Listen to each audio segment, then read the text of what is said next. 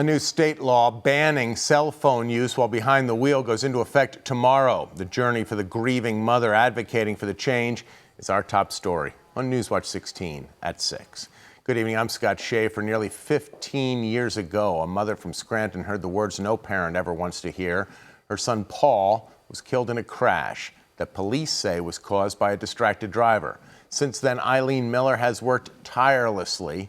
Now a law in Paul Miller's name is about to take effect, banning the use of any handheld device while driving. Newswatch 16's Jack Culkin spoke with Eileen about her journey to make that law a reality. Finally those words came out.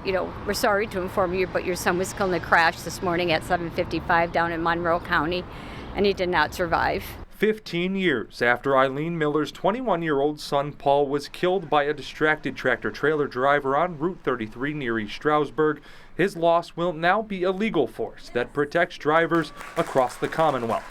On June 5th, the Paul J. Miller Law officially goes into effect, making it illegal to use a handheld cell phone while driving in Pennsylvania. So you cannot hold or support your phone with any part of your body. You could use Bluetooth and speakerphone. I still say don't use any. After losing a child to something so preventable, don't do it. Eileen says for 12 years she lobbied in Harrisburg to make this law happen. I did a lot of fighting, I'm not going to lie. It was a lot of trips down to Harrisburg, 2 hours down, 4 hours of advocating, 2 hours back. A promise she made to her son on the day he passed. So I went to his head, where his ear was, and I whispered in his ear, I said, Paul, you should have never died like this.